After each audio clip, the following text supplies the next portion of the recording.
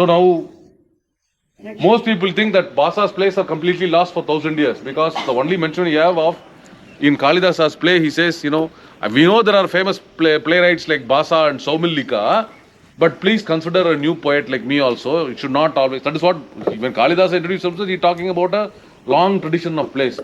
The problem was Kalidasa was so dominant that Basa and Saumillika and their plays were all forgotten. The only names were known because Kalidasa mentioned them. Now, when they saw these manuscripts of this place, they thought, could this be that Basa? That Basa whose plays are lost are finally found in the manuscript library. But there is one scholar who thinks because this fellow called himself Basa, it is his plays that are there in not the original Basas, but Mahendra's plays that are rediscovered. Anyway, I'm just giving you some conjectural kind of information. Okay? So he mentions the words Mastavilasa Prasasana and Bhagavad Gita. So those plays are intact. I mean, what we know from the plays is that he mentions the Mastavilasa is really about a Kapalika. Kapalika is a follower of Shiva as Kapali. They always take they go to the graveyard, take a dead body of some person who's died, take a piece of the skull of create that as a Kapala because Shiva did that in his soul, and they beg with that, and they beg with that bowl. So the story goes that Kapala says and his wife are wandering around. He's complaining that his wife, some dog takes it away, he doesn't realize it. He says, somebody has stolen my Kapala. Who's he going to keep a Kapala?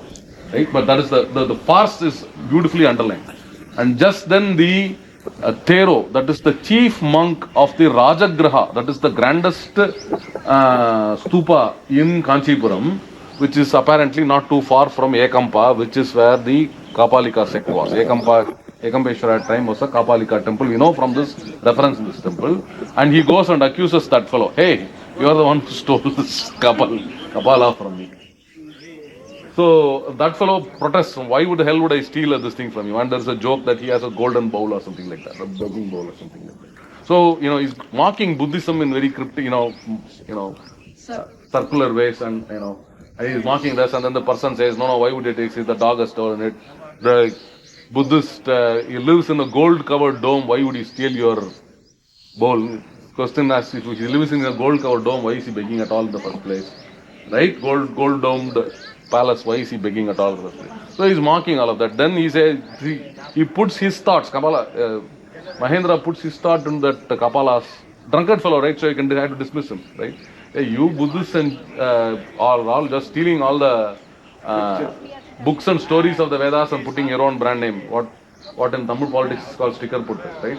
He's accusing them of that. All kinds of. So he uses that person as a vehicle to do all kinds of talk and hilarity and so. Bhagavad Jukam is a play where there is a dance. Ajuka is a dancer. So she's what's called a public dancer, that a courtesan, right? Ganika. And Bhagavat is a monk.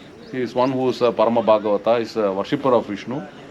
And this Ajuka, this Bhagavat has a disciple who's desperate for food as he's trying to learn something, but he's more desperate for food than learning, okay, because he's hungry all the time, he's not getting enough. The dancer, on the other hand, is extremely rich, but she doesn't have the respect in society that this guy has. Very strangely, what happens is the dancer suddenly passes away. There's nobody to witness it except this fellow. And the Bhagavad says, I will bring her back to life by this thing, and then transmigrates his soul into her. And Yama or somebody tries to send back the soul. Instead of sending it to the dancer is already alive, he reanimates the Bhagavat whose body is here but the soul has gone. So now suddenly the mendicant starts behaving with the manners of the dancer and the dancer starts behaving with the manners of the... So you can see the structure of this play, right? So many movies have done this. The 20th century, you think it's original. Mahendra